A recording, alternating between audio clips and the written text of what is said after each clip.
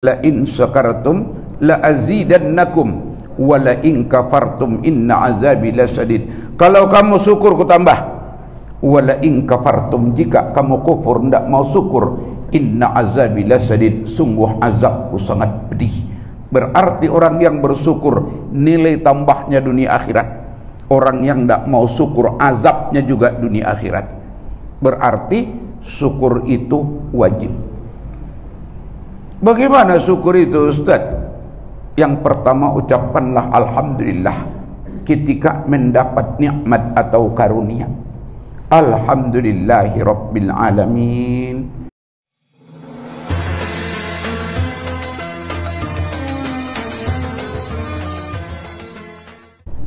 Assalamualaikum warahmatullahi wabarakatuh. Waalaikumsalam warahmatullahi wabarakatuh.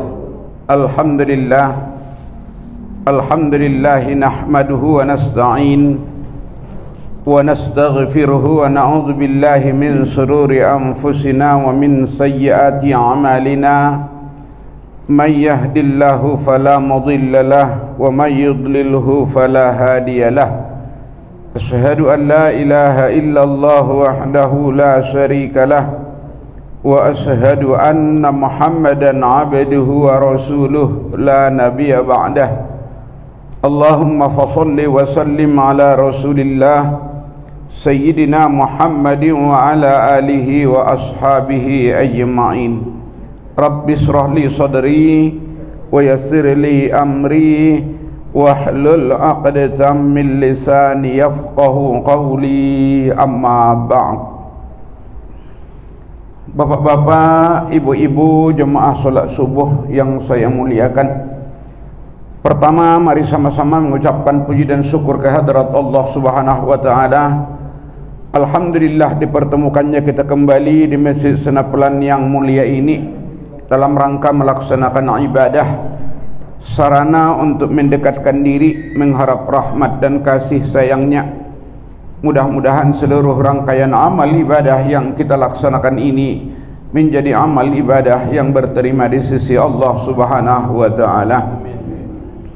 Salawat seiring salam kita pohonkan kepada Allah, semoga senantiasa tercurah buah junjungan kita Nabi besar Muhammad sallallahu alaihi wasallam melalui sepotong doa. Allahumma salli wa sallim wa barik ala sayyidina Muhammad wa ala ali sayyidina Muhammad. Dengan seringnya kita bersalawat kepada Nabi, mudah-mudahan di yaumil akhir kelak kita semua mendapat syafaat dari beliau. Amin ya rabbal alamin. Kaum muslimin dan muslimat, tamu-tamu Allah rahimakumullah, melanjutkan pengajian kita terdahulu. Kemarin kita ungkapkan bahwa satu doa yang diajarkan Rasul kepada sahabat beliau yang bernama Muaz bin Jabal. Kata Rasul, ya Muaz, la tada' fi duburi kulli salah Allahumma a'inni ala zikrika wa syukrika wa husni ibadatik.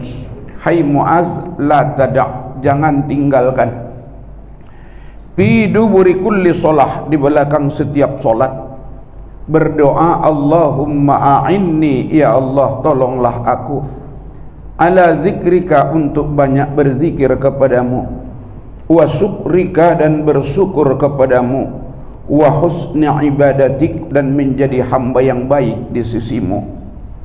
Tiga doa yang sangat ditekankan oleh Rasul sampai Nabi kita berkata la tada', jangan tinggalkan. Harapnya Rasul ketiga hal ini ditolong Allah kita. Yang pertama, agar selalu berzikir. Keutamaan zikir telah kita ungkapkan. Pertama, amal yang sangat mudah, pahalanya sangat banyak, zikir. Yang kedua, dia akan mendatangkan nur nanti di akhirat di wajah orang-orang yang selalu berzikir itu. Itu tanda bagi malaikat. Kalau wajahnya putih bersinar, oh senang malaikat melihatnya. Tapi kalau hitam kelam wajahnya, senang juga malaikat, tapi anggota malaikat penjaga neraka. Oh, ditarik, digeret sama mereka. Salah satu penyebab putihnya wajah itu zikir. Kemudian yang ketiga, rahmat Allah. Fazkuruni azkurukum waskuruli wala takfurun. Berzikirlah kamu kepadaku agar rahmatku selalu menyertai kamu, kata Allah. Kalau urusan yang disertai dengan zikir, itu disertai dengan rahmat. Kalau perbuatan yang tidak diawali dengan zikir menyebut nama Allah, putus dari rahmat Allah. Itulah yang dibilang Nabi kita, kullu amrin zibalin la yubda'u biha bismillah fahuwa aqta. Semua perkara yang tidak diawali dengan menyebut nama Allah, tidak disertakan nama Allah, maka putus dari rahmat Allah. Tapi kalau urusan yang disertai dengan menyebut nama Allah, urusan itu disertai dengan rahmat. Makanya orang-orang tua kita dulu, bapak dan ibu, apapun pekerjaannya, apapun urusannya, tidak lupa dia mengucap nama Allah. Mau ngangkat periuk, bismillahirrahmanirrahim.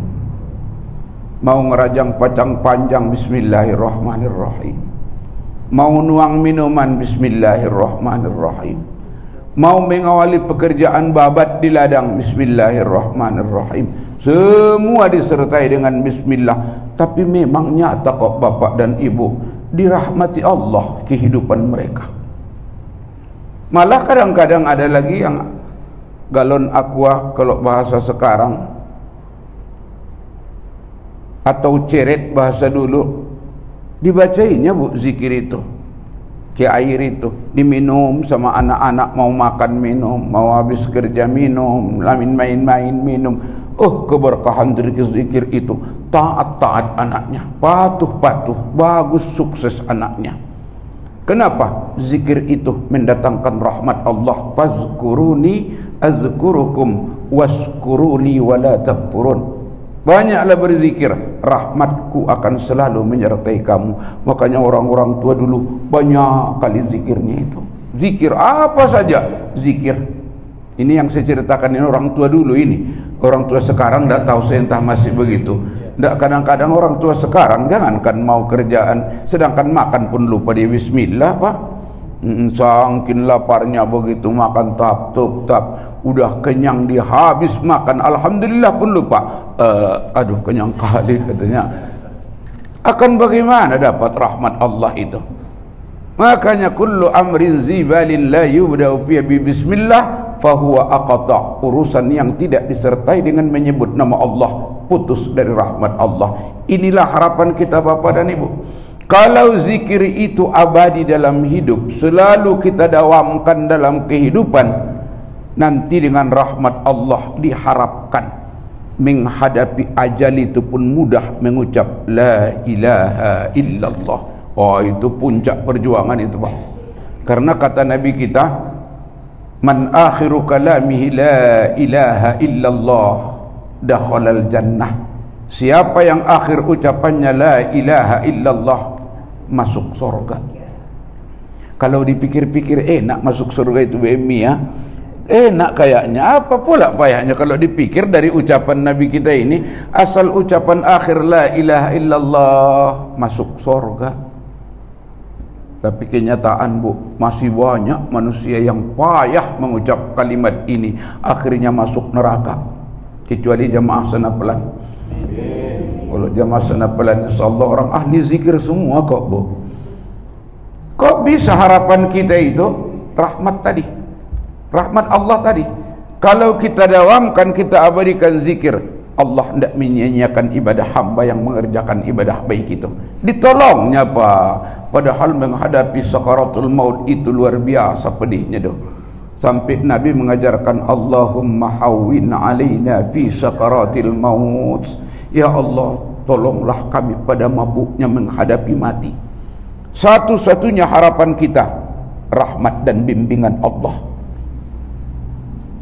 Tapi mendapatkan itu tidak mudah Bapak dan Ibu kalau tidak diawali ketika hidup di dunia. Makanya banyakkan zikir rahmat Allah sampai memperkuat iman, kagum, cinta kepada Allah. Dengan rasa kagum dan cinta iman yang kuat, itulah bimbingan Allah mengucap 2 kalimat syahadat itu. Karena sudah sering kita ungkapkan bahwa iman itu salah satu penyebabnya zikir inilah itu. Salah satu penyebabnya zikir ini. Kalau banyak zikir, kesadaran datang, hidayah turun. Rabbana ma khalaqta hadza batila subhanaka faqina azaban nar. Kasih sayang Allah tu, rahmat Allah tu memperkuat iman. Akhirnya hati ini dekat dengan Allah, ingin disayang Allah, ingin ditolong Allah, bertawakal, berserah diri kepada Allah. Nanti menjelang ajal dibimbing Allah dengan hidayahnya, mudah mengucap la ilaha illallah. Kalau itu sudah terucap Pak, satu tanda itu akan amanlah pada alam yang berikutnya. Tapi mengucapkan itu pun tidak mudah itu Pak. Karena kata Nabi, yang akan membimbangkan, mengganggu pikiran seseorang menghadapi ajal, sesuatu yang sangat dicintainya. Kalau dia banyak berzikir, hidayah Allah datang, cinta tertuju kepada Allah, cinta nomor 1. Makanya mudah mengucap la ilaha illallah. Tapi kalau cintanya nomor 1 dunia, dibimbing kayak apapun tidak bisa Pak. Memang diajarkan Rasul, laqinu mautakum bila ilaha illallah. Ajari kamulah orang yang mau mati di antara kamu dengan kalimat la ilaha illallah. Tapi kalau tidak diawali, tidak punya lengketan dasar di dalam hati, tidak lengket Bu, tidak nyambung, tidak nyambung kontak. Akhirnya dibimbing pun orang yang mau mati itu tidak mau mengucap syahadat ini, yang lain-lain ucapannya. Kadang-kadang sudah bimbing la ilaha illallah, dokter, katanya dokter, tolong dokter. Berarti lebih kagum dia kepada dokter ketimbang kepada Allah. Dibimbing la ilaha illallah, kalung. Lebih sayang dia makalungnya daripada Allah. Ada yang juga bilang itu Bu, la ilaha illallah. Bang. Suaminya yang dipanggilnya. Bang. Kalau orang Minang dah. Kalau orang Jawa mas. Orang Batak tidak tahu saya. Salah satu kelemahan orang Batak itulah Pak, tidak ada panggilan resmi mesra antara istri dengan suami. Coba kalau orang lain, orang Jawa mas, Kang Mas. Orang Minang dah. Orang Bangkinang apa Bu? Oju. Ada panggilan mesranya. Kalau orang Batak tidak ada itu. Paling-paling ayah sucok katanya. Udah sopan itu ayah sucok. Udah sopan itu. Yang paling banyak hoi katanya, hoi. Entah kapan dinamainya suaminya hoi katanya. Kalau dia jari malas pula itu. Panggil abang apa? Malu katanya. Malu pula. Sebelum jadi dulu bolak-balik abang. Sesudah jadi, ayah sucok katanya. Karena kagumnya dia ke suaminya, merasa suaminya adalah pelindungnya yang menolong dia, yang menafkahi dia. Akhirnya ketika diajari la ilaha illallah, bang. Tapi kalau diabadikan dalam hidup zikir itu Bu, inilah yang dibilang Nabi kita. Kalau sudah abadi zikir dalam hatinya, Allah akan membongkar, menghabiskan istana yang bersarang di hatinya, istana iblis. Akhirnya tertanam iman yang kuat. Karena itu kita abadikan zikir dalam hidup. Ini pinta dan harap Rasulullah ke kita. Sekaligus anjuran Allah, ya ayyuhalladzina amanu zkurullaha dzikran katsira wasabbihuhu bukratan wa asila. Pahala banyak, rahmat datang, nur diberikan Allah, hidayah iman datang, mudah mengucap la ilaha illallah menghadapi ajal. Makanya di ujung zikir yang ini selalu kita pinta kepada Allah, alaiha nahya wa alaiha namut wa alaiha wa biha nubu'asu insyaallahu ta'ala minal aminin. Agar ditolong Allah kita, dengan la ilaha illallah kita hidup, dengan la ilaha illallah kita mati, dengan la ilaha illallah kita dibangkitkan nanti di akhirat oleh Dia yang Maha Pengasih dan Penyayang.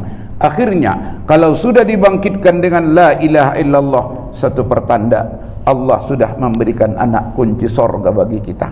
Karena anak kunci sorga itu Pak, la ilaha illallah. Selamatlah kita itu, insyaallah. Kemudian yang kedua, yang diharapkan melalui doa kita yang diajarkan Rasul kepada Muaz bin Jabal, wa syukrika, tolonglah aku ya Allah agar menjadi orang yang selalu bersyukur kepadamu. Karena syukur ini Pak, hukumnya dalam agama Islam wajib. Kenapa wajib? Karena ada ancaman azab bagi orang yang meninggalkannya. Kalau ada perintah, ada ancaman azab bagi orang yang melalaikannya, berarti perintah itu wajib. Kalau ada perintah, tidak ada ancaman azab bagi yang meninggalkannya, berarti perintah itu sunat. Seperti tahajud itu Bu, besar pahalanya itu. Perintahnya pun nyata. Wa minal laili fatahajjad bih, dan dari sebagian malam bertahajudlah. Nafilatan lak, ibadah tambahan bagimu. Asa ayyab'asaka rabbuka maqaman mahmuda, semoga Tuhan menempatkan kamu di tempat yang terpuji. Nyata perintahnya, fatahajjad bih, bertahajudlah. Tapi tidak ada ancaman azab bagi orang yang meninggalkannya. Jatuh hukum tahajud itu sunat. Kalau syukur, jelas-jelas perintahnya, ancamannya pun jelas. Apa kata Allah di surah Ibrahim? La in syakartum la azidannakum wa la in kafartum inna azabi lasyadid. Kalau kamu syukur ku tambah. Wa la in kafartum, jika kamu kufur tidak mau syukur, inna azabi lasyadid, sungguh azabku sangat pedih. Berarti orang yang bersyukur nilai tambahnya dunia akhirat. Orang yang tidak mau syukur azabnya juga dunia akhirat. Berarti syukur itu wajib. Bagaimana syukur itu Ustaz? Yang pertama, ucapkanlah alhamdulillah ketika mendapat nikmat atau karunia. Alhamdulillahi rabbil alamin. Tapi nikmat dan karunia Bu, kalau azab yang datang walaupun nampaknya karunia, tidak ucapkan alhamdulillah. Umpamanya bapak datang dari kantor membawa duit korupsi 1 koper, dibuka, dari mana ini Mas? Inilah hasil proyek kemarin itu, diambil 2% bagian kita. Halal ini Mas? Tidak usah tanya halalnya dong. Tidak usah ucapkan alhamdulillah. Karena apa? Laknat itu. Oh laknat itu Pak. Lebih bagus diucapkan inna lillah wa inna ilaihi rajiun. Keluarkanlah dari rumah kita ini Mas. Ini membawa malapetaka dunia akhirat ini yang haram ini. Jangan dibawa yang haram ke rumah. Kalaupun datang yang haram, tidak usahlah ucapkan alhamdulillah. Laknat itu Bu. Yang kita ucapkan adalah halalan thayyibah, nikmat karunia yang halal, walau sedikit rezeki itu. Alhamdulillahi rabbil alamin. Tapi itu masih jenjang pertama itu Pak. Sudah sampai ke syukur yang sempurna ketika kita mengucap alhamdulillahi rabbil alamin? Belum. Itu masih jenjang pertama. Oh, jenjang pertama. Syukur itu tidak beda dengan iman. Diucapkan oleh lidah, dibenarkan dalam hati, dibuktikan lewat perbuatan badan. Ucapkan alhamdulillah, tanamkan alhamdulillah di dalam hati. Bagaimana supaya tulus alhamdulillah kita itu kepada Allah? Ada di situ tafakkur dan renungan. Yakinkanlah karunia itu pemberian Allah, satu. Yang kedua, yakinkan pemberian Allah itu sangatlah tinggi nilainya dan manfaatnya dalam hidup. Baru tulus alhamdulillah itu. Sama dengan kita di masyarakat ini. Kalau nilai pemberian seseorang itu tinggi bagi kita, ucapan terima kasihnya tulus sekali itu, Pak. Tapi kalau pemberian seseorang tak berapa bernilai, itu terima kasihnya basa-basi itu. Umpama seseorang yang lapar kali tidak punya nasi, tidak punya duit, masih nunggu uluran tangan dari siapa-siapa, tahu-tahu datang kita kasihkan nasi bungkus serba 10.000. Begitu dimakannya, ucapan terima kasih itu sangat tinggi itu, Pak. Terima kasih ya Bu, kalau tidak pemberian ibu dah kayak apa penyambung hidup, nilainya besar, terima kasihnya tulus. Tapi kalau kita bawa makanan kepada orang yang kenyang, itu terima kasihnya tidak seberapa itu. Kita bawa rantang, Pak, bawah nasi, di atasnya ayam rendang, di atasnya ikan baung panggang, di atasnya sambal pete sama jengkol. Begitu masuk kita ke rumah, baru aja datang bapak tu sambil itu dari ruang makan, songket-songket gigi. Ini nasi Pak, saya bawa. Orang baru makan Pak. Terima kasih juga, tapi terima kasihnya basa-basi. Tapi kalau tinggi nilai pemberian itu tulus terima kasihnya. Kalau banyak renungan kita dengan nikmat Allah, alhamdulillah, itu sangat dalam di lubuk hati yang sangat tulus, Pak. Dari mana supaya terasa nilai pemberian Allah itu tinggi? Lewat fikir dan manfaat. Kalau dipikirkan pemberian Allah itu luar biasa itu, Bu. Oh luar biasa. Apa yang tidak bernilai tinggi? Air itu, jujur aja Pak, kalau sekarang murah harga air karena banyaknya itu air itu. Kalau sedikit air itu mahal itu. Supaya terasa nilai air yang sangat bermanfaat ini, coba Bapak dan Ibu ingat bulan Ramadan. Masya Allah, baru 1 hari tidak masuk, tidak lewat air di tenggorokan ini. Oh entah kayak apa hausnya, lengket. Seandainya ada hukum membolehkan, kata Allah umpama, iba aku nengok kamu hambaku jam 2 hausnya kayak gini, pulang dari pasar bawah pula cucur keringat, muka sudah merah.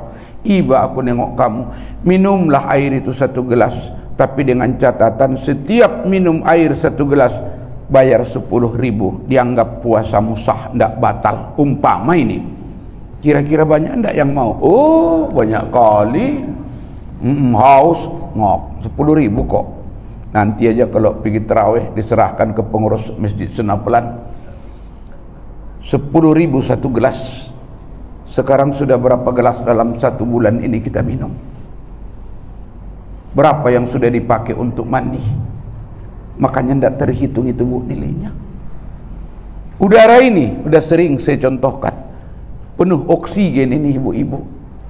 Coba dibuat Allah hampa udara ini, mati kita Pak, nggak bisa bernapas. Pernah hidup di udara hampa Bu? Hah? Mau coba? Nggak, maksudnya supaya tahu nilai udara itu. Mau coba pulang ke rumah nanti, goleklah di tempat tidur, tutup kepala dengan kain selimut yang dari Perancis itu, yang tebal itu. Sedikit cuman udara di dalam, ada oksigennya. Di sudut paru naik turun, habis oksigen yang di dalam. Baru 10 menit Bu, sudah sesak napas Ibu tuh. 15 menit udah lain suasana. 20 menit merah muka. Setengah jam cucur keringat. Kalau dibiarkan hidup tidak ada oksigen, mati Ibu tuh di dalam. Supaya tahu nilai oksigen itu, singkirkan selimut itu, hirup udara Allah yang penuh oksigen ini. Lapang dada itu Pak. Anda usahlah dulu yang di luar. Wa fi anfusikum afala tubsirun, kata Allah. Di diri kamu sudah cukup nikmat yang diberikan Allah, kenapa kamu tidak memandang semua itu? Andai dihilangkannya tenaga dari kaki kita Bu, apa lagi arti hidup ini? Ini tenaga kaki sehat, tenaga tangan bisa berbuat, semuanya berfungsi. kalau diadakan perhitungan pajak dengan Allah, kira-kira berapa pajak yang wajar kita bayar ini? Oh, enggak bisa dihitung, Pak. Makanya kalau ini dihitung semua memang enggak cuman alhamdulillah sampai dia tingkat sujud mensyukurkan karunia Allah tuh. Bangun dia pagi habis berwudu sujud ke Allah, ya Allah, alhamdulillahillazi ahyana ba'da ma amatana wa ilaihin nusur. Syukurnya ke Allah dihidupkan balik setelah dimatikan satu malam.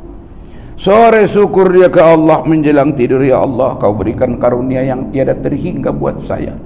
Pantas Allah berkata, wa in ta'uddu ni'matallahi la tuhsuha. Kalau kamu mau menghitung nikmatku itu tidak sanggup kamu menghitungnya. Tapi itu bagi orang yang berpikir itu, Pak. Kalau tidak berpikir, tidak nyangkut, tidak nyambung, tidak merasa berhutang jasa dengan Allah, akhirnya terima kasihnya pun tidak akan tulus kepada Allah lewat alhamdulillahi rabbil alamin.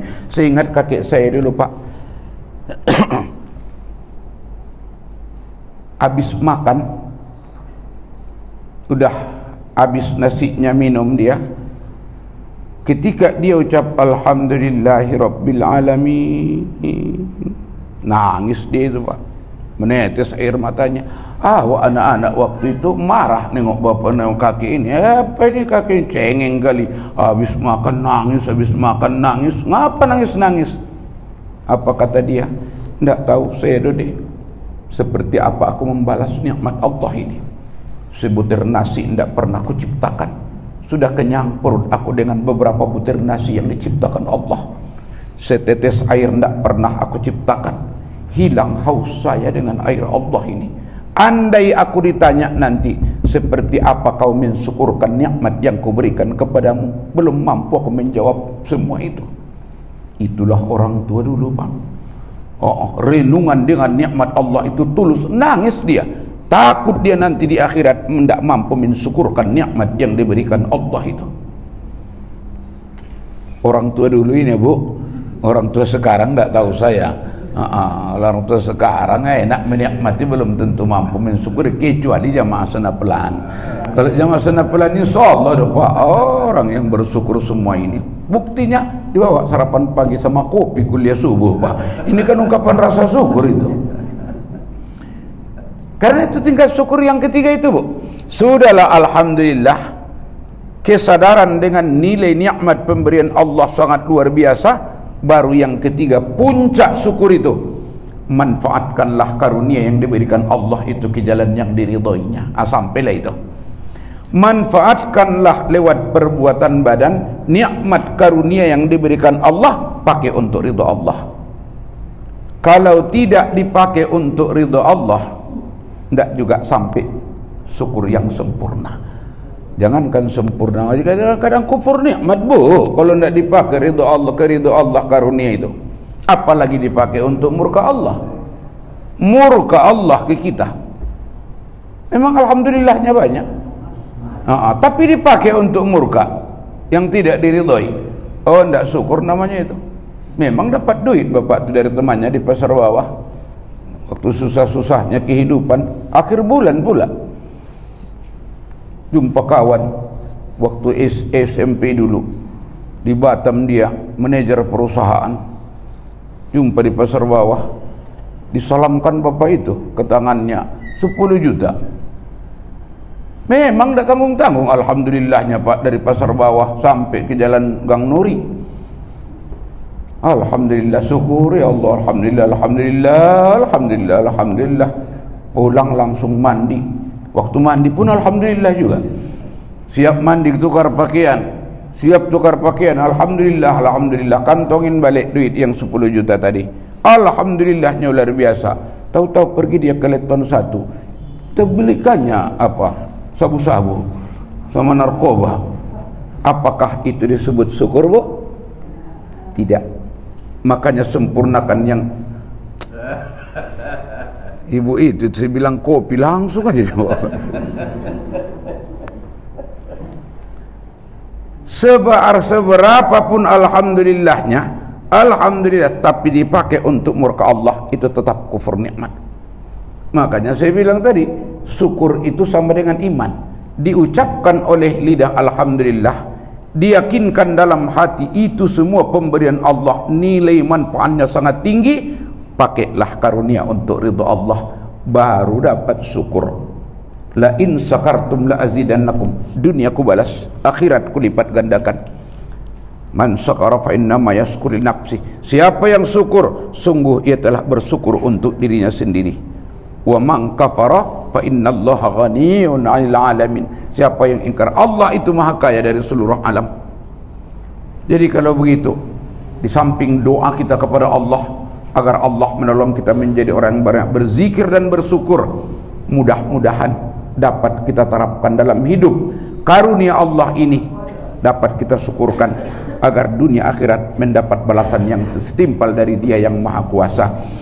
Saya rasa ini yang dapat saya sampaikan, karena kopi sudah beredar, ganggu konsentrasi ini. Ganggu konsentrasi aroma kopi ini, Bu. Mudah-mudahan bagi yang bersedekah dibalas Allah dengan balasan yang berlipat ganda, dipanjangkan umur dalam keadaan sehat, sedekahnya ini mudah-mudahan dibalas dunia dan akhirat. Billahi taufiq wal hidayah. Assalamualaikum warahmatullahi wabarakatuh.